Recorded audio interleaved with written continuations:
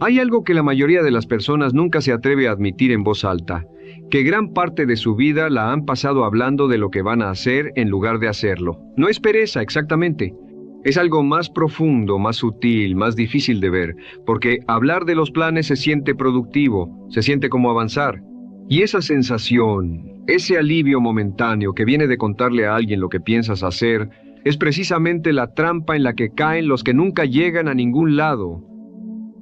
Piénsalo un momento, ¿cuántas personas conoces que llevan años hablando del negocio que van a montar, del libro que van a escribir, del cuerpo que van a tener, del viaje que van a hacer?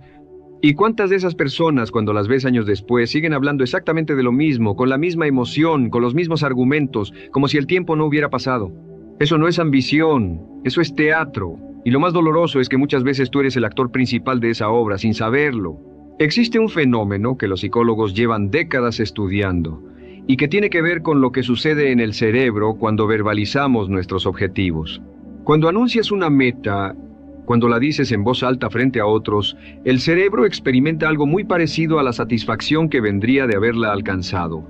Es decir, el simple acto de hablar de tus planes activa los mismos circuitos de recompensa que activaría el logro real. Tu mente no distingue con claridad entre declarar y hacer. Y entonces, sin que te des cuenta, empiezas a vivir de anticipos. Vives del placer del anuncio. Y el trabajo real, el trabajo silencioso, el trabajo que nadie ve, ese queda siempre para mañana. Esto explica algo que hemos observado todos en algún momento de nuestra vida. La persona que más habla de sus proyectos es casi siempre la que menos avanza.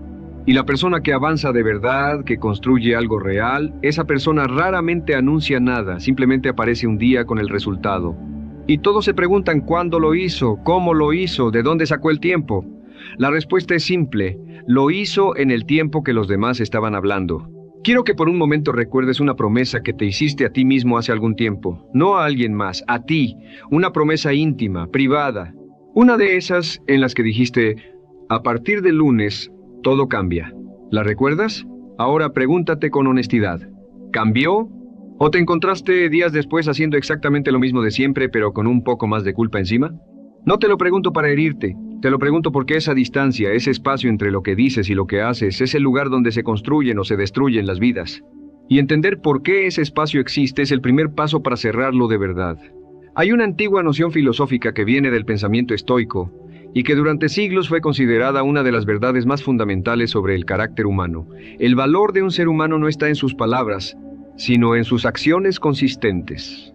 Marco Aurelio, uno de los hombres más poderosos que ha existido, gobernador del mundo conocido en su tiempo, llevaba un diario íntimo en el que nunca hablaba de sus planes al mundo, se hablaba a sí mismo, se exigía a sí mismo, y esa exigencia no era pública, era silenciosa, privada, cotidiana.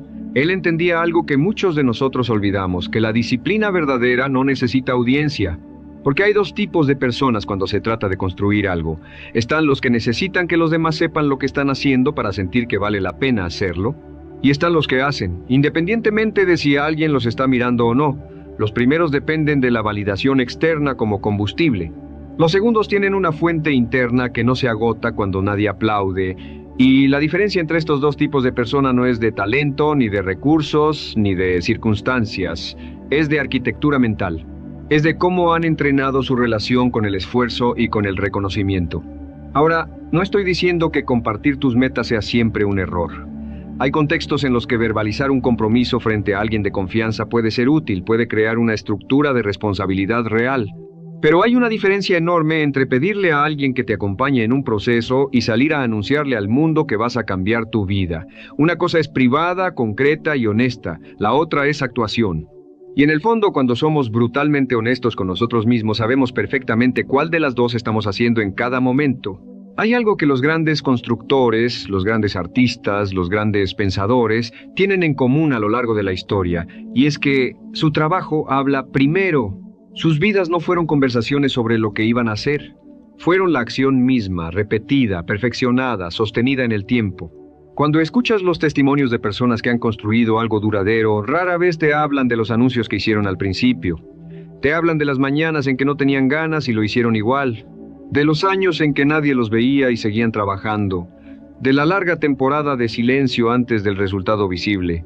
El silencio antes del resultado, eso es lo que la gente no entiende. Cree que el éxito es ruidoso desde el principio, que hay señales, celebraciones, momentos de claridad, pero la verdad es que la construcción real transcurre en el silencio, en la quietud de la madrugada cuando nadie te está mirando, en la repetición que nadie aplaude, en el error que corrige sin que nadie lo sepa.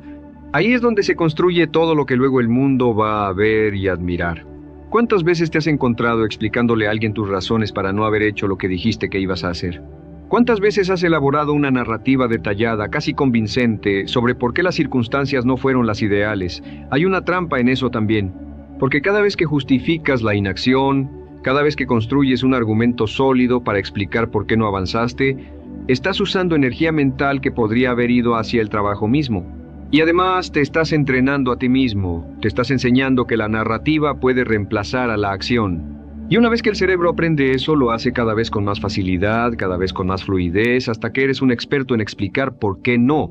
Existe en la psicología del comportamiento humano un concepto que vale la pena entender: la identidad basada en el hacer versus la identidad basada en el decir.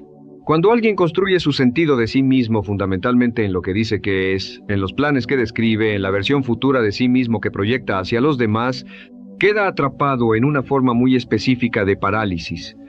Porque para mantener esa identidad necesita seguir hablando. Y actuar, realmente actuar, implica el riesgo del fracaso. Implica la posibilidad de que la realidad no coincida con la imagen que proyecta. Y eso es aterrador para alguien cuya identidad depende de la proyección. En cambio, quien construye su identidad en el hacer, quien se dice a sí mismo, soy alguien que actúa, cada acción que toma, sin importar cuán pequeña sea, refuerza esa identidad. Y esa identidad no necesita ser anunciada, se va volviendo evidente por sí sola, el mundo lo nota sin que tengas que decirlo. Y eso, ese reconocimiento que llega sin haberlo buscado, es mucho más sólido y duradero que cualquier aplauso que hayas podido comprar con palabras. Quiero que pienses en alguien a quien admires de verdad. No un personaje abstracto, alguien real, cercano, de carne y hueso, alguien que haya construido algo que te parece digno de respeto. Observa cómo se mueve esa persona, observa cuánto habla de lo que va a hacer y cuánto simplemente hace. Hay una asimetría notable en las personas que admiras de verdad. No pasan mucho tiempo describiendo su visión, pasan su tiempo trabajando en ella, y cuando hablan, hablan desde el resultado, no desde la promesa. Eso te genera algo. Genera una confianza instintiva, porque en el nivel más profundo el ser humano tiene un detector muy fino de la autenticidad. Podemos sentir si alguien está construyendo algo real o si está construyendo una imagen. Y aunque ese detector a veces se engaña en el corto plazo, en el largo plazo casi nunca falla. Por eso los que viven de las palabras acumulan seguidores temporales, y los que construyen con hechos acumulan respeto duradero. Hay una pregunta que me parece una de las más reveladoras que uno puede hacerse a sí mismo y me gustaría que la consideraras con honestidad. Si de repente nadie pudiera saber lo que estás haciendo, si todo tu esfuerzo fuera completamente invisible para los demás de por vida, ¿seguirías haciéndolo? Detente un momento en esa pregunta, porque la respuesta dice más sobre tus motivaciones reales de lo que cualquier otra introspección podría revelarte. Si la respuesta es no, eso no te hace una mala persona. Te hace una persona humana con necesidades de reconocimiento perfectamente normales. Pero sí te señala algo importante, que parte de lo que crees que es ambición o propósito es en realidad una búsqueda de validación, y eso merece ser examinado. Porque construir sobre la necesidad de validación es construir sobre arena. El día que los aplausos no lleguen, y ese día siempre llega, el edificio entero tiembla.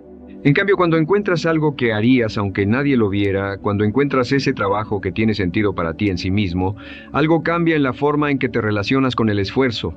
Ya no es una actuación, es una práctica, y las prácticas se sostienen en el tiempo de una manera en que las actuaciones no pueden. Hay una dimensión de esto que raramente se discute y que creo que es fundamental, el costo que tiene en tu propia mente el exceso de palabras sin acción correspondiente. Porque cada vez que dices que vas a hacer algo y no lo haces, hay una parte de ti que lo registra. No con juicio moral, sino con precisión. Tu mente sabe exactamente cuántas veces has prometido y no cumplido. Y esa acumulación genera algo muy silencioso, pero muy poderoso. Una erosión de la confianza en ti mismo, no en los demás. En ti. Empiezas a saber, en ese lugar íntimo donde no se puede mentir, que tus palabras no significan nada. Que cuando te dices a partir de mañana, ni tú mismo lo crees ya. Y eso, esa pérdida de credibilidad ante tus propios ojos, es tal vez el daño más profundo que produce la vida vivida entre promesas incumplidas, porque puedes engañar a otros durante un tiempo.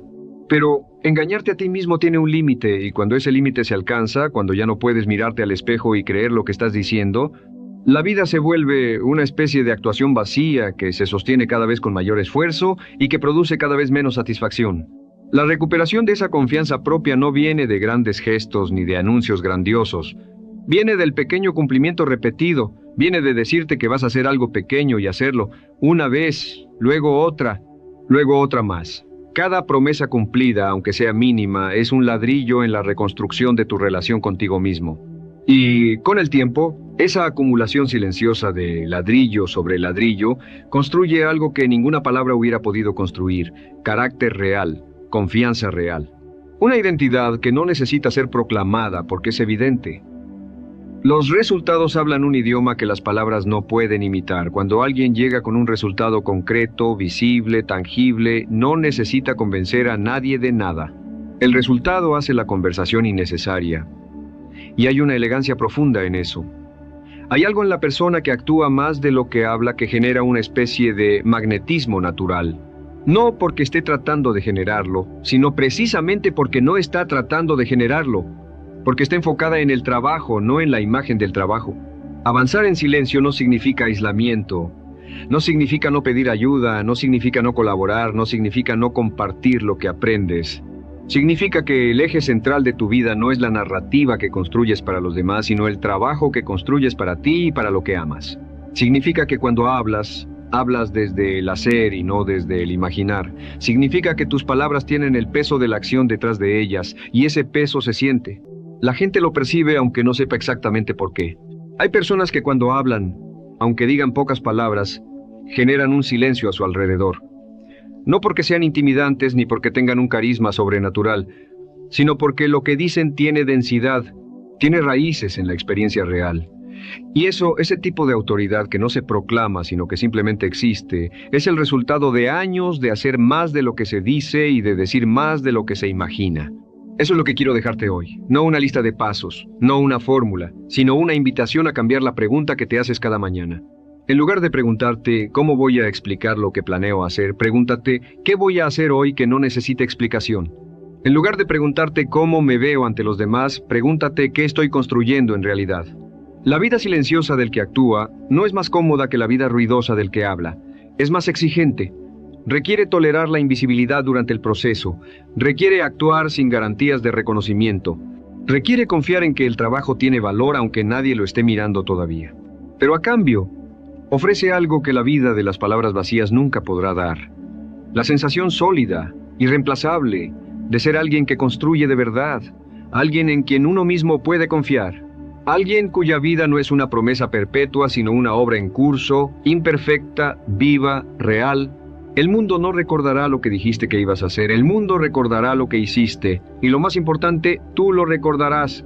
Y esa diferencia entre lo que prometiste y lo que construiste es la diferencia entre una vida que se mira hacia atrás con pesar y una que se mira con esa paz tranquila y profunda que solo pueden sentir quienes supieron, cuando nadie los miraba, seguir trabajando igual.